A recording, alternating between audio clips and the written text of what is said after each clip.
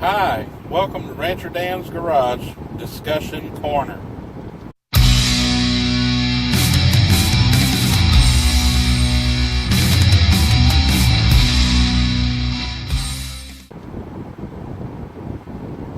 Today, I want to tell you about how I acquire some of the materials that I use to work on my projects and repair things. One word, auctions. I love auctions. Just the atmosphere of an auction, the fast-paced, the auctioneer just going 90 mile an hour.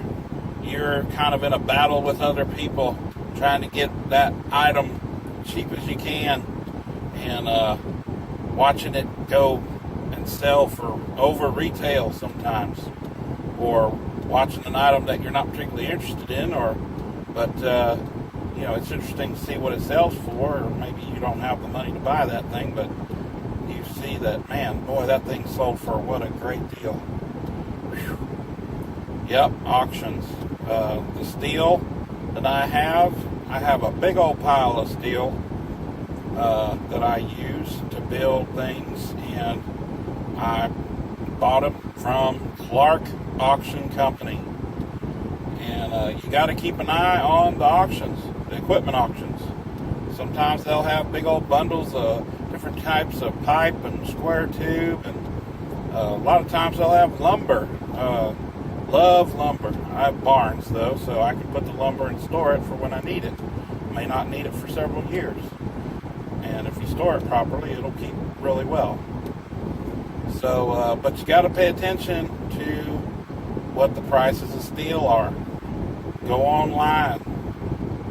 Go to your local steel dealer. If you see a pile of steel at an auction on their preview, and go look up the sizes of that steel at your local steel provider. See what it costs per foot for that particular size. And then go to the auction and kind of estimate how much steel you have in that pile.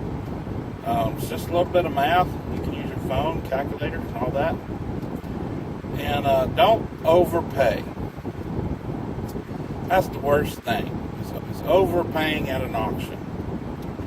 So don't overpay. I mean, you let it go. I know you really want the steel. You're in the heat of the auction moment. But don't overpay for that stuff. That just takes the beauty out of getting an awesome deal at an auction. It really does.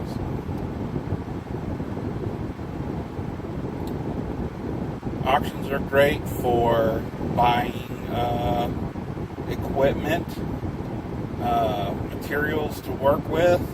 Sometimes, like in the case of some of these small engine ATV type projects, you could probably buy an old riding mower, and you just need the body, and you already have an engine for it. You might be able to get that old mower for $25, and just throw away the rest of the stuff. Or maybe you're buying something for the motor. Maybe you're buying an old, one of those zero-turn end mowers. Of course, those things are usually expensive, no matter what. But you want the engine off of that. Those usually have 20, 25, 26 horse engines.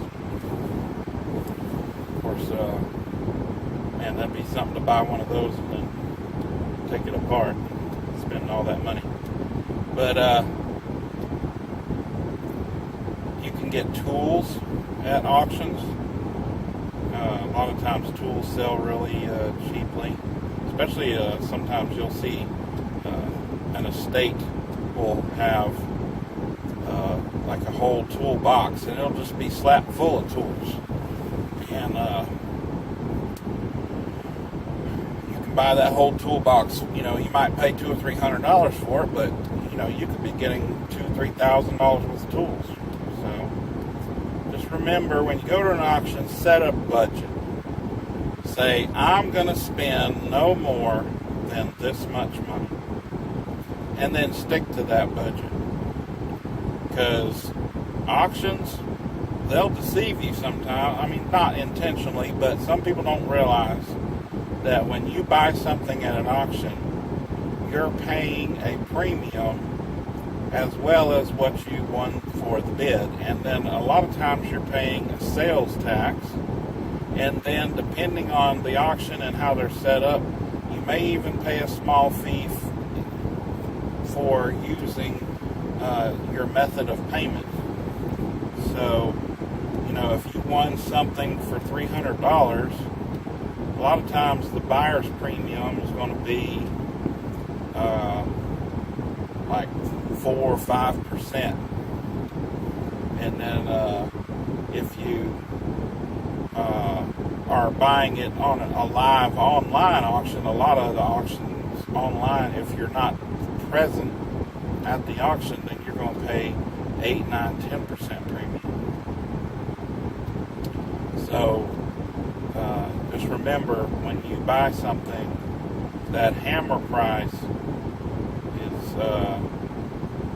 going to go up a little bit when you actually go pay for it because of the buyer's premium. If you're selling stuff, you're also going to pay, and that depends on how much it sells for. The higher, there's usually a stepped bracket that most auctions have of price ranges that your items sell for, that they set a percentage that they take off of that. So you're going to be, that way they make money coming and going. I don't blame them. They're in this business to make money. So go look online. There's a great site called auctionzip.com. You can put in your zip code and your date range, and it'll show you all the auctions. And it's a pretty popular site, so all the big auction companies post on there. And a lot of times they'll have photos of a lot of the items that are up for sale. And go to your estate auctions, even if you're just interested in tools and equipment, because a lot of times, some old couple that had to sell out and move to the nursing home, or maybe they passed away, they're going to have vehicles, and they're going to have lawnmowers, and they're going to have workshops with tools. So you may be able to find some good stuff even in an estate auction. And get to know your local auctioneer. Around here, one of my favorite auctioneers is Clark Auction Company, and they're a really good company. So a lot of times your auctioneer, he can kind of give you some information about the items that are up for sale. If he knows anything about when it came in, how it came in, he'll try to tell you so you can make the most educated purchase possible. Well, that's all I can think of to talk about auctions for this segment. So enjoy your auctions, go to your auctions, and have fun. Thanks for watching Rancher Dan's Garage Discussion Corner. Have a good day.